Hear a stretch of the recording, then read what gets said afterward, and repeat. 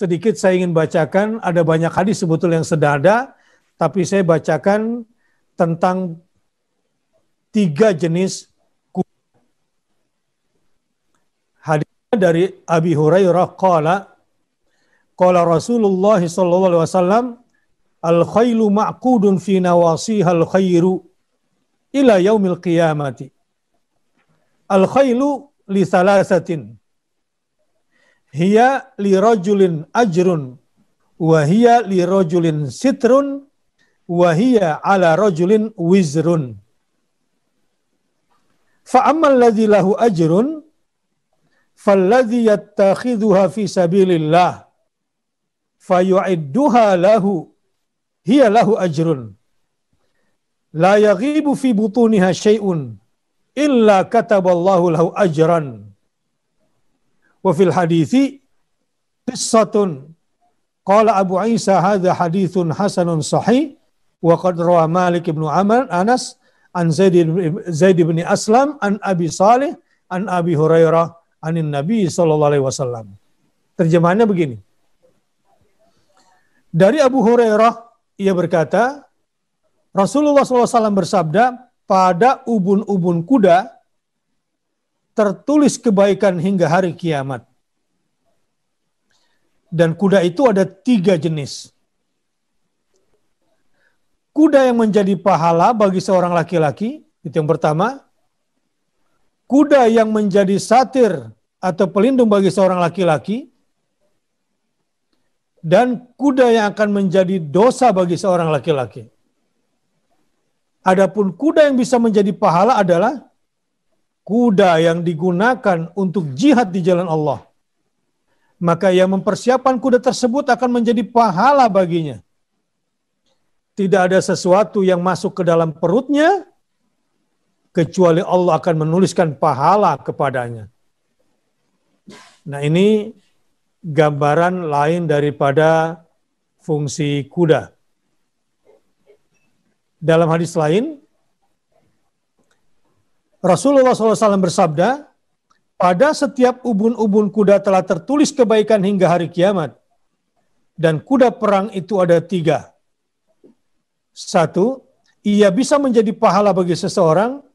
2, bisa menjadi tabir bagi seseorang. Dan 3, bisa menjadi dosa bagi seseorang.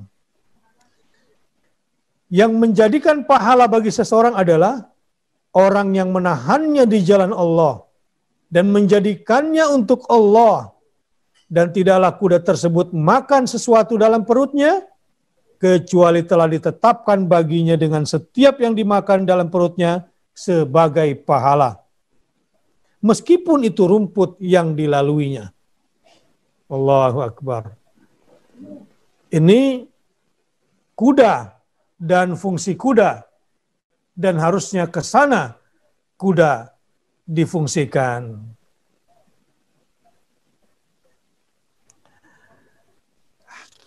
Ayat ini juga menunjukkan bahwa kita harus punya perhatian kepada kuda dan bersungguh-sungguh melatih kuda sehingga dia mampu menjalankan apa yang ditugaskan dalam pelatihan.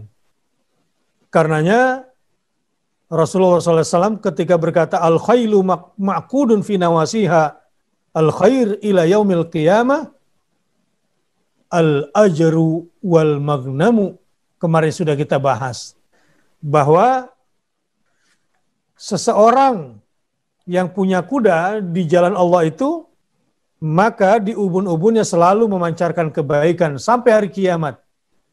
Apa itu? Pahala dan ghanimah. Nah, sahabat yang berbahagia, terkait dengan fa'atharna bihi naqa'a, semakin jelas bagi kita, khususnya para pemuda dan aktivis Islam, harus pernah mencoba seumur hidupnya kemampuan untuk bisa pada level ini. Memacu kuda dengan kencang hingga menerbangkan debu-debu tapi di waktu subuh. Berarti latihannya malam ya. Biasanya Ustaz, menerbangkan debu di waktu subuh. Ya. Luar biasa. Tenaganya, kekuatannya. Dan saya melihat dari isyarat atau bahwa kata naqa'a di sini menunjukkan besarnya nilai debu di mata Allah selama debu itu di jalan Allah. Ya. Di sini debu itu kan sesuatu yang tidak berharga, Ustaz. Ya. Sesuatu yang tidak ada manfaatnya dilihat dari secara umumnya kita. Tetapi yang paling tidak berharga, yang di mata manusia paling tidak berharga, ternyata itu punya nilai di sisi Allah Subhanahu wa Ta'ala. Kalau kita berjuang di jalan Allah, jangankan berhasil masuk ke pasukan musuh, baru mengeluarkan debunya saja, debunya itu sudah menjadi kemuliaan bagi. Ya. Jadi betapa istimewanya ya orang-orang yang berjihad di jalan Allah itu ya. Yeah. Orang-orang yang senantiasa berjihad di jalan Allah, efek debu yang ditinggalkannya saja punya dampak yang luar biasa bagi dia dan bagi orang di sekelilingnya. Masya Allah. Jadi para sahabat yang berbahagia,